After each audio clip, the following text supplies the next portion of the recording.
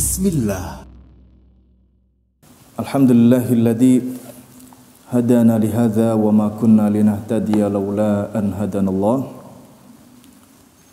Asyhadu an la ilaha illallah wahdahu la syarikalah wa asyhadu anna Muhammadan abduhu wa rasuluhu la nabiyya wa la rasula ba'dah. Fassalatu wassalamu ala Rasulillah wa ala alihi wa sahbihi wa man wala. Amma ba'du. Ma'asal muslimin rahimani wa rahimakumullah. Alhamdulillah, di malam hari ini kita dipertemukan oleh Allah Subhanahu wa taala di rumah Allah Azza wa Jalla, di Masjid Andi Sompa. Alhamdulillah, ini adalah pertemuan yang perdana, maka selayaknya ya kami yang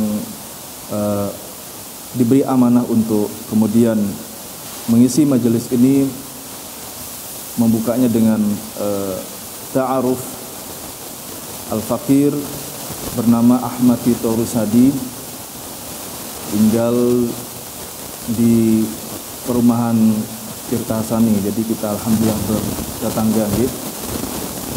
Karena juga sering lewat di daerah sini. Ibu saya tinggal di sampingnya Yonkes itu Kencana Residence. Alhamdulillah dekat dan bisa yaitu bergabung dengan jamaah sekalian di masjid ini.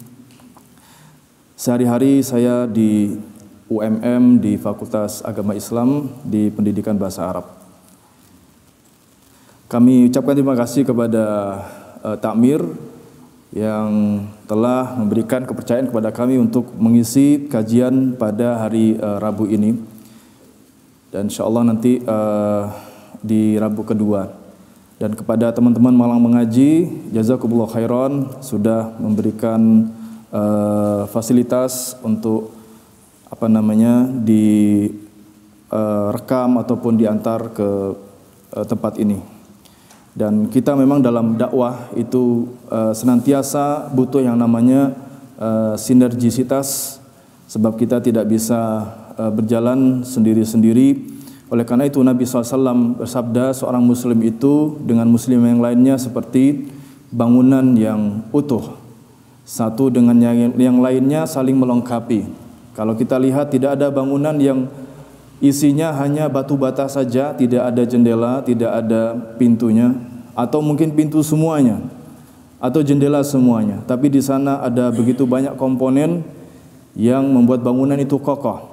Ada tiang, ada yang berperan sebagai pintu, tiang, besinya, ya, pasirnya dan seterusnya.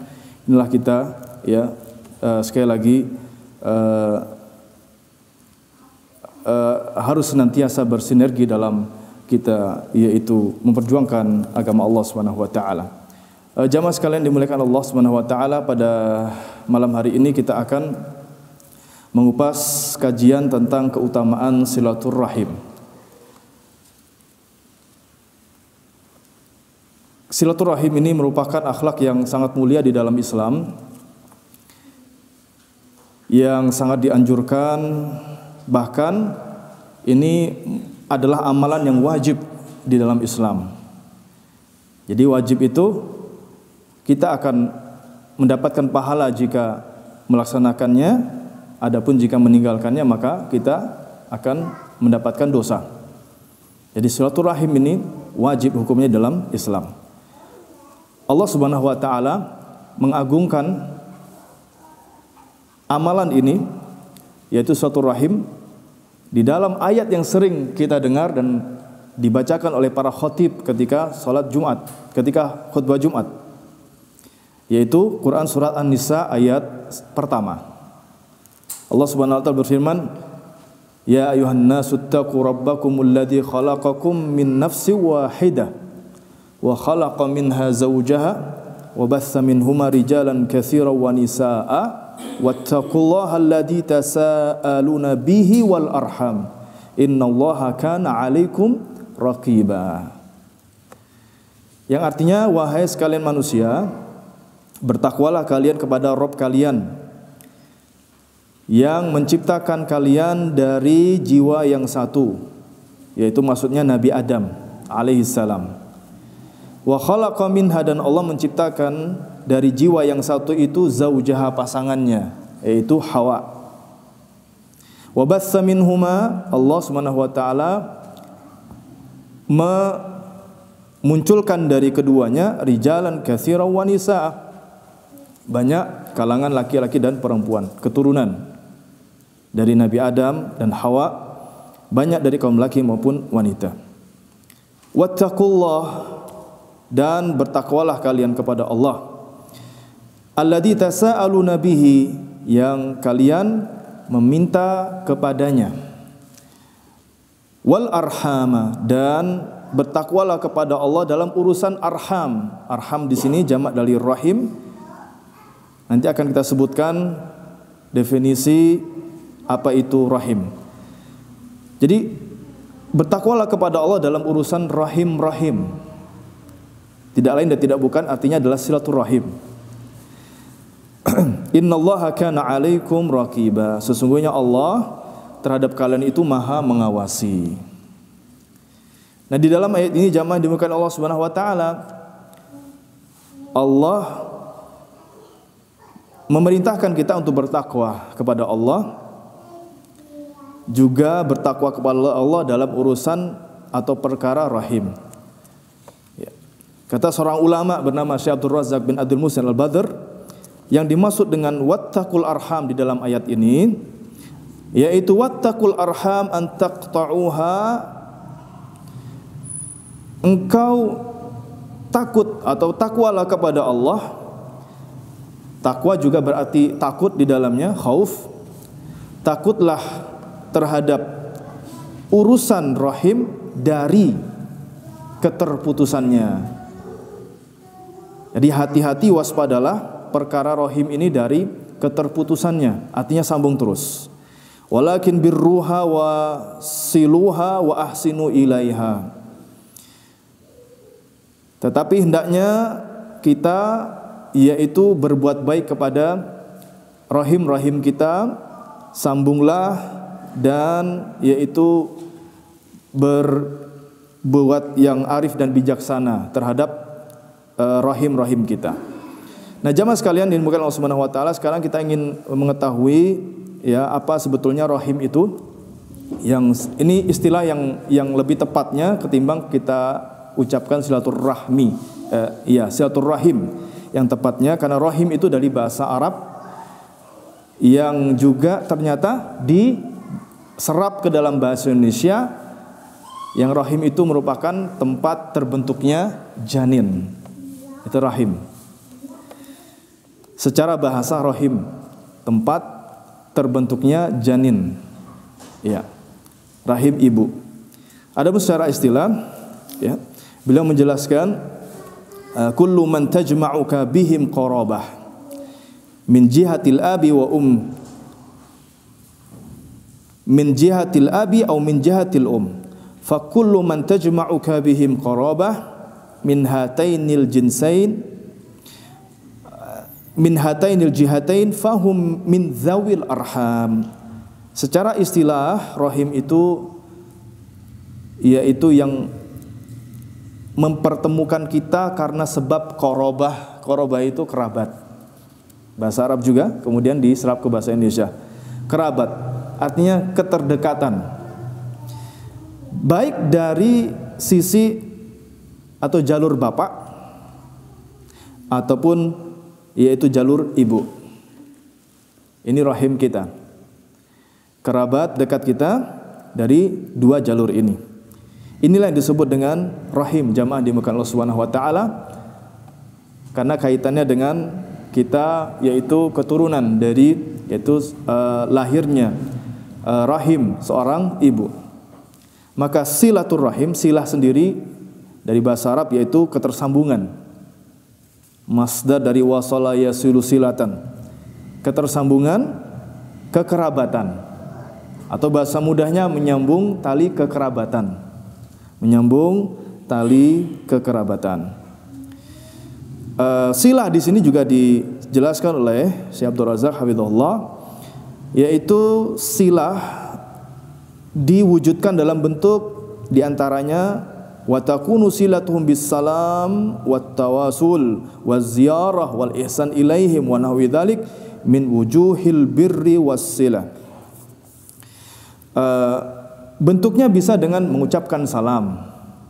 Ini salah satu kita bersilaturahim kepada kerabat. Mengucapkan salam kepada mereka. Tawasul, ketersambungan ada. Kalau sekarang kita bisa menggunakan alat komunikasi. Kita bisa telepon, bisa tanyakan kabar, bisa satu grup dengan keluarga, kerabat, ya, saling menyapa dan seterusnya. Awiz ziarah atau dengan mengunjungi mereka. Atau ihsan ilaihim dengan berbuat baik kepada mereka. Berbuat baik bisa dengan yaitu berupa materi ataupun tidak dalam bentuk materi. Dan lain sebagainya yang termasuk golongan kebaikan dan ketersambungan. Nah, jamaah dimulakan Allah Subhanahu wa taala, dari pengertian ini silaturahim menyambung kekerabatan, maka kita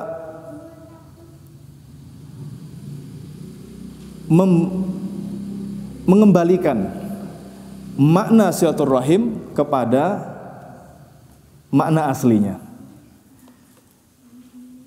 Yang mana kita temukan istilah silaturahim ini jadi meluas, ya. Praktek atau definisi dan prakteknya menjadi luas, yang bukan kerabat juga, yaitu disambung tali silaturahimnya. Ya. Ini yang terjadi yaitu di tengah-tengah kita. Sehingga ketika bertamu kemudian kita ucapkan ini dalam rangka silaturahim. Ketika melamar juga mukaddimahnya biasanya ini dalam rangka silaturahim dan mencari bunga gitu. Bahasa kiasannya kan begitu. Sekarang lebih melebar lagi ke dunia politik, ya. Silaturahim politik gitu. Ada istilah demikian di era sekarang ini. Nah, jamaah dimulakan Allah Subhanahu wa taala, jadi kalau kita kembalikan kepada makna asalnya, silaturahim terbatas hanya di koridor kerabat saja. Kerabat. Adapun di luar kerabat, maka ini bisa kita juga lakukan kebaikan-kebaikan yang mirip seperti silaturahim, cuma istilahnya bukan silaturahim, tapi sambung tali tali ukhuwah. Sambung tali ukhuwah. Walaupun kemudian ada ulama seperti Al-Imam Al-Qurtubi rahimahullah taala meluaskan istilah silaturahim ini jika bukan yang selain kerabat, sebab kita ini semuanya keturunan dari Nabi Adam gitu.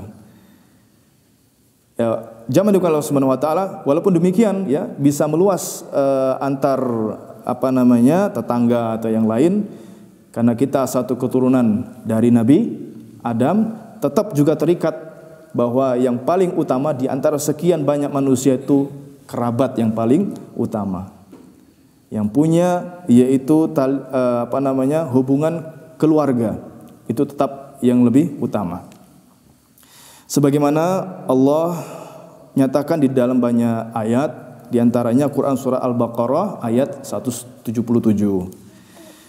yaitu tentang infak, sedekah. Allah Ta'ala berfirman, wa atal mala ala hubbihi dzawil qurba wal yatama wal masakin wabnas sabil wasailina wa fir riqab, yaitu yang memberikan infak harta yang dia sukai kepada zawil kurba. Allah awali dulu dengan zawil kurba, yang memiliki tali hubungan kerabat gitu. Baru setelah itu anak-anak yatim, orang-orang miskin, orang yang berada di perjalanan atau musafir, wasailin yang meminta-minta, dan yang yaitu untuk memerdekakan budak. Ya, urutannya.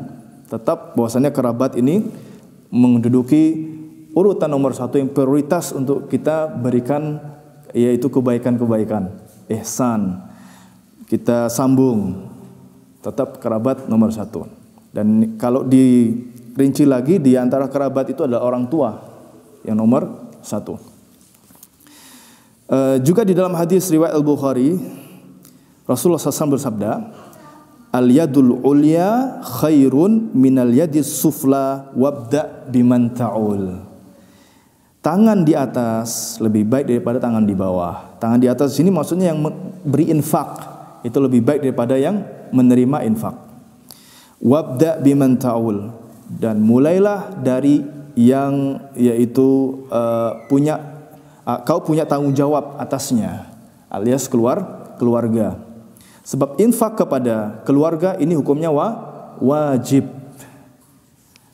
Nafkah atau disebut dengan nafkah kepada keluarga. Seorang suami dia menafkahi istrinya dan anak-anaknya, ini termasuk perkara yang wajib. Sedangkan setelah itu, setelah mereka adalah sunnah. Nah, bagaimana kita kemudian mengamalkan mengutamakan yang sunnah lalu mengalahkan yang wajib, di mana seseorang suami misalkan dia lebih yaitu memperhatikan rekan-rekan kerjanya ya, atau teman-temannya, sahabat-sahabatnya untuk dia beri infak, sedangkan keluarganya terbengkalai. Maka ini dia telah melalaikan yang wajib dan mengutamakan yang sunnah. Yang seperti ini ya tidak tepat. Jamaah dimulakan Allah Subhanahu wa taala, sebagaimana kita dalam ibadah yang lain juga seperti salat sunnah, misalkan salat sunnah tahajud, itu adalah salat sunnah. Apabila seseorang kemudian dia salat tahajudnya diprioritaskan, dia bangun kemudian salat dengan salat yang panjang atau salat yang banyak, tapi subuhnya kemudian dia tinggalkan, maka ini ya tidak tepat dia dalam melakukan amaliyah dalam ibadah dia. Yang terbaik adalah ya tentu menggabungkan keduanya. Yang sunnah dapat, yang wajib ya tetap terus dipegang. Demikian juga jamaah Allah Subhanahu wa taala, jadi kerabat menduduki sekali lagi dia yang wajib untuk kita berikan hak-hak mereka terlebih dahulu, baru setelah itu yang lain di luar koridor mereka. Di sini juga memberikan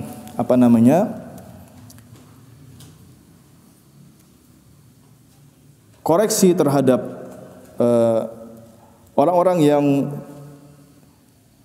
selalu yaitu berbuat baik kepada di luar keluarganya, kemudian menelantarkan keluarganya, dia lebih maksimal, lebih lebih banyak memberi kepada di luar keluarganya, dan itu sering terjadi di kehidupan kita, di mana seorang kepala keluarga dia melalaikan kewajiban terhadap keluarganya, dan sesungguhnya ini sekali lagi adalah sesuatu yang berseberangan dengan konsep Islam. Islam itu sekali lagi di sini dimulai dari keluarga untuk perkara silaturahim, ya, sehingga kerabat itu yang orang terdekat dengan kita menjadi keluarga yang sehat. Bukankah ini menjadi pilar-pilar masyarakat yang sehat? Gitu. Jadi masyarakat yang sehat itu adalah dimulai dari keluarga yang sehat. Sebaliknya, keluarga yang tidak sehat karena melalaikan yang wajib dan mengutamakan yang sunnah tadi, akhirnya masyarakat yang kita idam-idamkan ini enggak muncul, tidak tergapai, ya. Karena tadi kita keliru dalam memahami makna silaturahim. Terlalu luas mendefinisikan silaturahim sehingga yang makna aslinya yaitu tidak terlaksanakan. Jamaah bukan Allah Subhanahu wa taala. Jadi ini pembatasan makna silaturahim, kembali kepada bahasa Arab itu sendiri, silah, yaitu ketersambungan, dan rahim artinya kekerabatan. Kemudian di antara keutamaan silaturahim ini,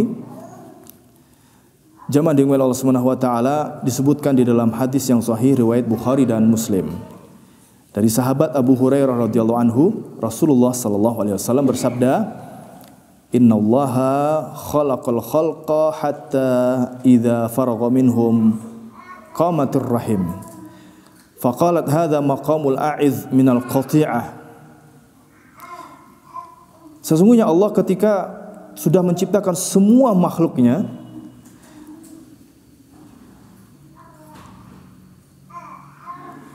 berdirilah makhluk Allah yang namanya rahim. Rahimun. Berdirilah makhluk Allah Subhanahu wa taala di hadapan Allah, yaitu rahim. Lalu rahim berkata di hadapan Allah, "Hadza maqamul a'id minal qati'ah." Ini adalah waktu atau momen untuk berlindung dari qati'ah, keterputusan. Jadi rahim di hadapan Allah berlindung dari sesuatu yang menjadi musuh dari rahim, yaitu keterputusan. Jadi dia berlindung kepada Allah dari serangan itu. Alias rahim punya hak. Ketika diciptakan, rahim itu punya hak, yaitu disambung. Pada momen itu, maka rahim minta perlindungan kepada Allah dari keterputusan. Maka Allah jawab, "Na'am, ya." Inilah momentum untuk berlindung dari keterputusan. Lalu Allah melanjutkan, "Amma tardina an asila man wasalak wa aqta'a man qata'ak."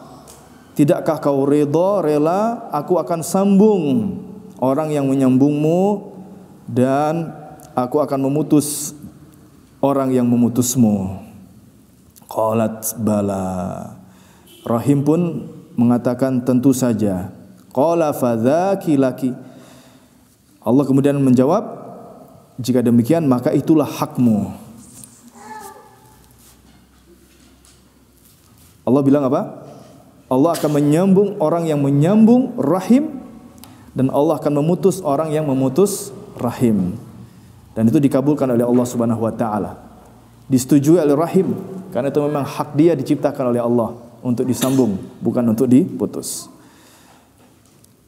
Sumakal, kemudian Rasulullah SAW membacakan ayat Quran surat Muhammad ayat 22 sampai 23 yang bunyinya, "Fahal asaitum in tawallaitum an tufsidu fil ard wa taqta'u arhamakum." Apakah kalian, ini memang bicara tentang masalah orang-orang munafik yang mereka jika diberi kekuasaan maka akan merusak, yaitu bumi. Wa taqta'u arhamakum, dan kalian, yaitu orang-orang munafik itu akan memutus tali silaturahim, tali kekerabatan. Lalu Allah sebutkan akibat dari perbuatan mereka itu apa? Ayat 23-nya, "Ulaikal ladzina la'anahumullah wa sammahum wa a'ma absarahum." Mereka itu orang yang dilaknat oleh Allah, lalu tulikan pendengarannya dan dibutakan penglihatannya. Jadi mengerikan jamaah dengan Allah Subhanahu wa taala. Nabi membacakan ayat ini sekaligus yaitu memberikan efek negatif, ya, akibat buruk dari memutus tali kekerabatan, yaitu tadi ia diputus oleh Allah. Kemudian ayat di Quran surah Muhammadnya dilaknat oleh Allah Subhanahu wa taala. Laknat itu pengertiannya al-bu'du an rahmatih, jauh dari rahmat Allah. Kemudian juga Allah butakan pendengarannya ditulikan dan penglihatannya dibutakan oleh Allah Subhanahu wa taala. Ya, ini secara maknawi sulit mendapatkan kebenaran dan petunjuk ataupun hidayah dari Allah. Sebab pendengarannya yaitu dihalangi oleh Allah Subhanahu wa taala di mendengar perkara-perkara yang baik. juga penglihatannya dibutakan dari perkara-perkara yang baik, sehingga jauh dan terus jauh dari kebenaran, dari kebaikan, gara-gara persoalan yang mungkin dia anggap enteng, yaitu memutus tali kekerabatan. Syekh Abdul Razak hafizahullah taala menjelaskan hadis tersebut ini termasuk al-jaza min jinsil amal, bahwa yang namanya balasan itu sesuai dengan jenis perbuatan, baik itu fil ihsan wa fil isaah, dalam perbuatan baik maupun perbuatan buruk. Dalam istilah Islam enggak kenal karma ya, yang ada al-jaza min jinsil amal, bahwa balasan itu sesuai dengan jenis perbuatannya. Dia menyambung, maka Allah sambung. Kalau dia putus, maka Allah akan putus. Makna dari keterputusan dan ketersambungan Allah menyambung itu, yaitu man wasalahu Allah faza bi khairat dunya wal akhirah. Orang yang disambung oleh Allah itu akan beruntung dunia dan akhirat. Disambung oleh Allah, dia akan mendapatkan keuntungan dunia dan akhirat. Wa man qata'a Allahu faqad khasira khusranan mubina wa hurima minal khair. Adapun orang yang diputus oleh Allah, maka dia akan mendapatkan kerugian yang nyata, dihalangi dari berbagai macam kebaikan, terhalang dari kebaikan gara-gara diputus oleh Allah Subhanahu wa taala. Jadi ini sekaligus motivasi kita jamaah dimana Allah Subhanahu wa taala, bahwa kalau kita silaturahim itu ingat hadis ini, kita sambung silaturahim, pasti Allah akan sambung. Gimana kita tidak senang ketika kita itu disambung atau punya koneksi dengan orang yang punya kedudukan di negara kita. Mungkin itu adalah gubernur, atau lebih tinggi dari itu presiden misalkan. Kita punya koneksi dengan mereka karena ada suatu prestasi yang kita lakukan, sehingga punya koneksi dengan orang-orang penting di negara kita ini. Maka kita rasakan adalah kita akan menjadi yaitu senang atau lancar urusan dan lain sebagainya. Maka bagaimana lagi kalau kita disambung atau punya koneksi yang kuat dengan penciptanya, orang-orang penting di negara ini, yaitu Allah Subhanahu wa taala. Karena kita menyambung tali silaturahim, tali kekerabatan. Jamaah dimuliakan Allah Subhanahu wa taala. Ini keutamaan yang pertama. Jadi akan disambung oleh Allah kalau kita menyambung tali kekerabatan, dan akan diputus oleh Allah. Ya, ini sekaligus menunjukkan keburukannya, yaitu akan diputus oleh Allah Subhanahu wa taala. Yang kedua, keutamaan dari silaturahim disebutkan di dalam hadis riwayat Muslim dari sahabat Amr bin Abasah As-Sulami.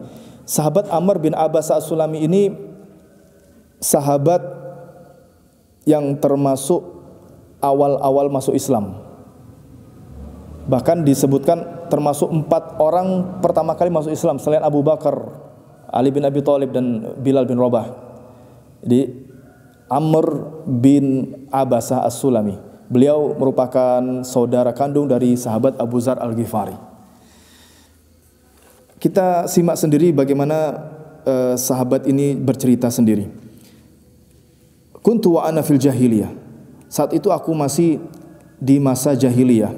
Azunu anan nas ala dhalalah. Aku melihat orang-orang pada saat itu dalam kesesatan.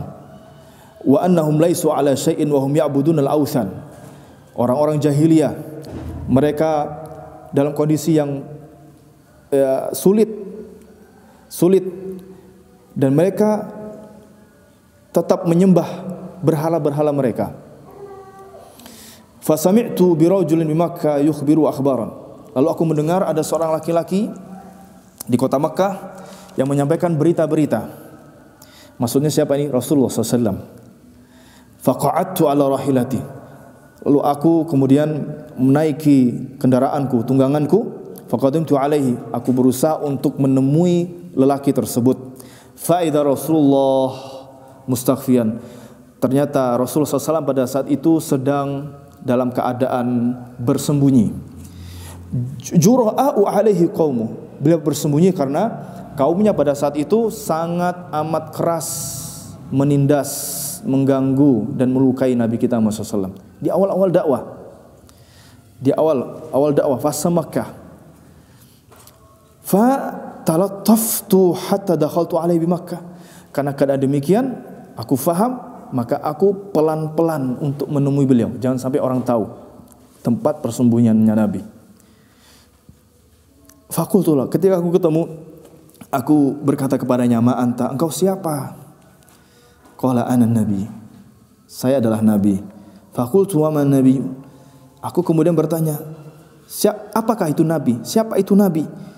Qala, lalu beliau menjawab, arsalni Allah. Nabi itu adalah aku diutus oleh Allah. Aku adalah utusannya Allah. Fakultu bi ayyi syai'in arsalak. Aku bertanya lagi, dengan suatu apa Allah mengutusmu? Ini jamaah dimuliakan Allah Subhanahu wa taala. Nabi menjawab, arsalani bisilatil arham wa kasril awsan wa an yuwahhadallahu la yusyriku bihi syai'. Aku diutus untuk menyambung tali kekerabatan. Aku diutus juga untuk mematahkan, yaitu berhala-berhala. Dan aku diutus untuk mentauhidkan Allah, supaya Allah tidak disekutukan dengan suatu apapun. Nah, hadis ini hadis sahih riwayat Muslim. Di dalam hadis ini kita munculkan sebuah atau keutamaan yang kedua dari keutamaan silaturahim, yaitu silaturahim adalah prioritas dakwah di awal-awal Nabi diutus. Prioritas dakwah ketika awal-awal Nabi diutus. Selain misi beliau adalah yaitu mentauhidkan Allah, menyebarkan tauhid, tapi silaturahim juga ada di sini. Nabi diutus untuk menyambung tali kekerabatan. Jamaah dimuliakan Allah Subhanahu wa taala, maka ini yang menjadi catatan yang amat sangat penting, bahwa seseorang yang belajar Islam dengan benar, maka dialah yang sangat baik dalam urusan atau perkara silaturahim. Dia pula yang yaitu baik dalam perkara ini, bukan sebaliknya. Ketika dia belajar Islam atau belajar tauhid, lalu setelah itu malah renggang hubungan kekerabatannya, ini tidak benar.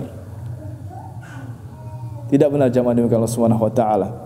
Tapi justru seharusnya ketika dia belajar tauhid, belajar Islam, dia perlu juga untuk mempelajari, yaitu bagaimana kewajiban silaturahim, dia menyambung tali kekerabatannya. Nabi SAW tetap menyambung kekerabatannya dengan kerabat-kerabat beliau meskipun masih dalam keadaan kafir. Dan itulah Islam, tidak memutus kebaikan, ketersambungan kepada mereka selama tidak menabrak rambu-rambu agama. Tetap dikunjungin, kalau kita punya kelebihan rezeki, kita berikan, kita belikan sesuatu meskipun kecil, tapi kata Nabi SAW, tahabu, saling berilah hadiah kalian supaya kalian saling mencintai. Sehingga mudah-mudahan kalau kita maksimal tetap dalam silaturahim, ini menjadi dakwah yang luar biasa kepada keluarga kita, sehingga akan dilihat oleh mereka bahwa kajian-kajian kita ini memang luar biasa dampaknya. Dia makin ngaji semakin baik kepada keluarga, semakin perhatian kepada itu dulur-dulurnya gitu loh. Bukan malah yaitu menjauhinya dengan alasan karena berbeda yaitu berbeda pemahaman, diputus, bahkan diboikot. Nauzubillahi min dzalik. Ini zaman Allah Subhanahu wa taala. Ya, sekali lagi hadis ini menunjukkan bahwa silaturahim ini termasuk juga dakwah yang prioritas, amal prioritas selain daripada tauhid kepada Allah Subhanahu wa taala. Kemudian yang ketiga, disebutkan di dalam hadis Al-Bukhari dan Muslim tentang keutamaan silaturahim. Dan ini yang sering kita dengar. Dari sahabat Anas bin Malik radhiyallahu anhu, Rasulullah SAW bersabda, "Man ahabba an yubsata lahu fi rizqih wa yunsa'a lahu fi atharih falyasil rahimah." Siapa yang cinta, siapa yang suka untuk diluaskan rizkinya dan yunsa, yaitu yuakhar, ditunda, athar yaitu ajalnya, alias ditambah usianya oleh Allah Subhanahu wa taala, falyasil rahimah, maka sambunglah tali kekerabatan. Jadi keutamaan ini menjelaskan bahwa kalau ingin rezekinya luas dan usia ditambah, maka sambunglah tali kekerabatan. Dan sekali lagi kita ulang bahwasannya tali kekerabatan yaitu silaturahim ini berlaku di koridor kekerabatan. Karena sering kita dengar, oh ini meluaskan rezeki, dia sambung relasi kepada yang jauh dari kerabatnya, kepada teman-temannya, rekan-rekannya, sedangkan kerabatnya tidak pernah sama sekali yaitu diperhatikan. Ya ini tidak mendapatkan keutamaan ini. Jadi sekali lagi keutamaan ini berlaku kepada yang di koridor kerabat. Diluaskan rezekinya oleh Allah Subhanahu wa taala. Sehingga jamaah dimuliakan Allah Subhanahu wa taala, kalau kita ya dalam mengamalkan yaitu silaturahim ke kerabat kita dengan mengeluarkan sebagian rezeki kita, maka jangan pernah merasa kita itu rugi.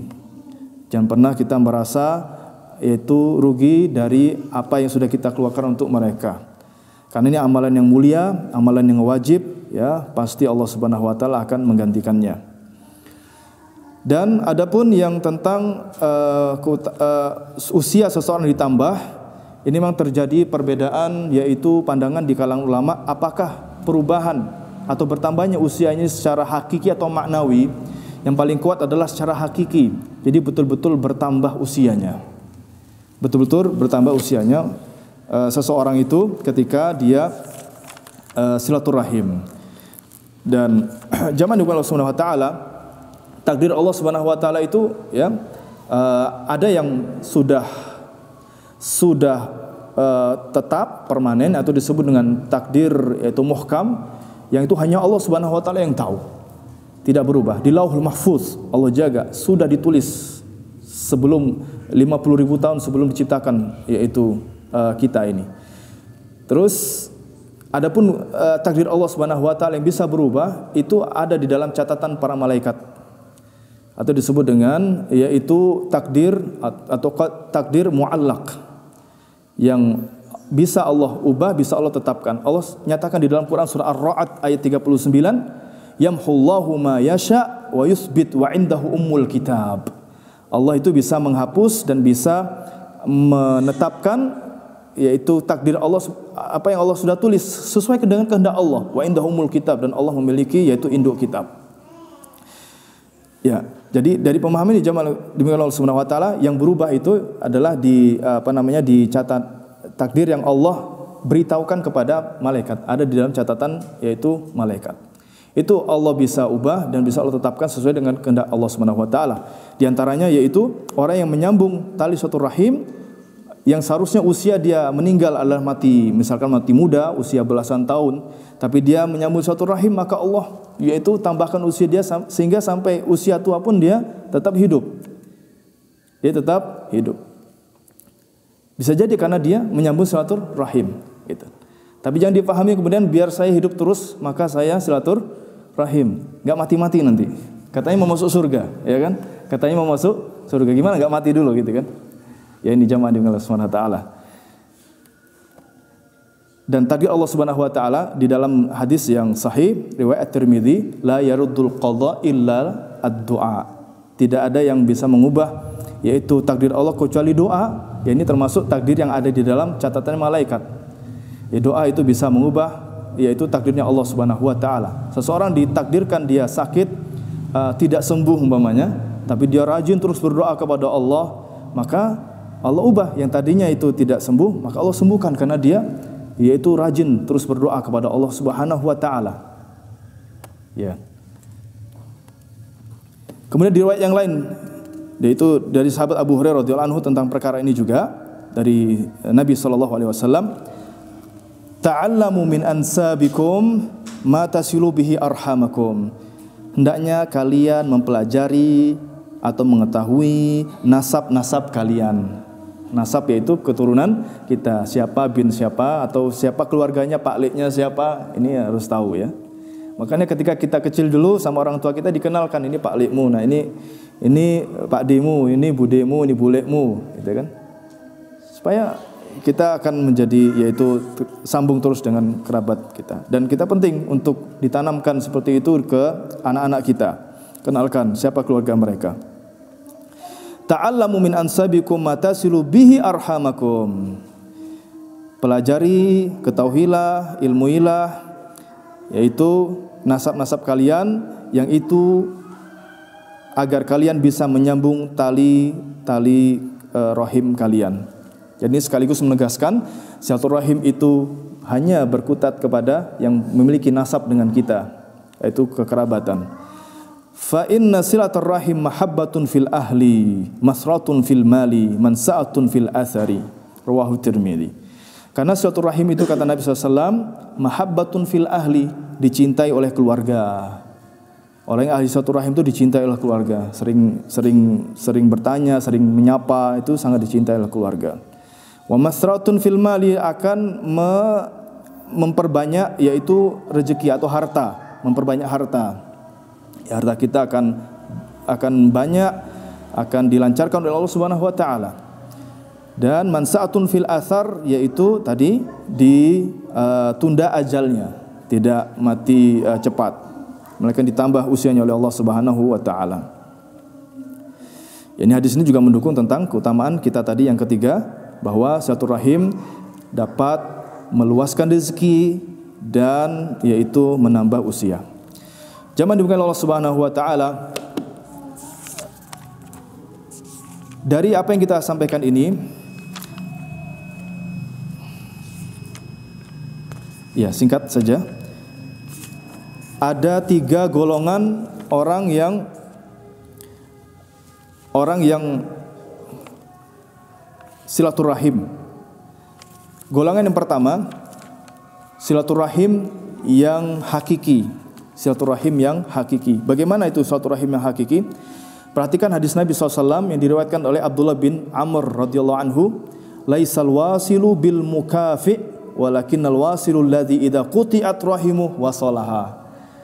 Orang yang menyambung itu bukanlah seperti orang yang membalas budi, tetapi orang yang menyambung itu adalah dia sambung rahimnya ketika diputus.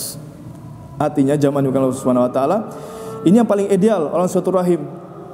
Kalau kita diputus oleh kerabat kita, dijauhi atau diperlakukan tidak baik dengan keluarga kita, kita sambung. Inilah silaturahim yang sejati. Karena sambung, artinya sambung itu pernah ada keterputusan, jadi sambung. Inilah yang paling ideal. Yang kedua adalah orang mukafi, yang membalas budi. Jadi ada keluarga kita datang, ya kita balik, besok kita akan datang ke rumahnya juga gitu. Kita balas budi, dan ini ada dalam Islam. Barang siapa berbuat baik pada kalian, maka balaslah kebaikan itu. Kalau kalian tidak punya sesuatu untuk membalas kebaikannya, maka doakan yang banyak sampai-sampai kalian melihat doa itu telah membalas kebaikan orang tersebut. Nah, yang buruk adalah yang ketiga ini, yaitu orang yang tetap memutus walaupun saudaranya sudah menyambung dia tetap memutus tali kekerabatan. Nah, mungkin kita bertanya, yang dimaksud dengan keterputusan ini bagaimana? Memang di dalam hadis tidak diperinci jamaah. Ini kata para ulama dikembalikan kepada uruf, dikembalikan kepada adat istiadat masing-masing. Kapan orang itu disebut memutus silaturahim? Apakah setahun tidak mengunjungi? Belum tentu, karena kita lebarannya kan waktu tempatnya jauh gitu kan. Kita hanya bisa ke tempat itu 1 tahun sekali gitu loh. Ya, dikembalikan kepada kebiasaan masing-masing. Kalau itu termasuk memutus, ya memutus. Kalau dikatakan menyambung, itu menyambung. Dan sekarang alhamdulillah kita ada alat komunikasi, bisa kita sambung walaupun jarak kita jauh. Semoga yang sedikit ini bermanfaat, bisa kita amalkan dalam keseharian kita. Ditutup nggih? Subhanakallahumma bihamdika asyhadu an la ilaha illa anta astaghfiruka wa atubu ilaik. Assalamualaikum warahmatullahi wabarakatuh.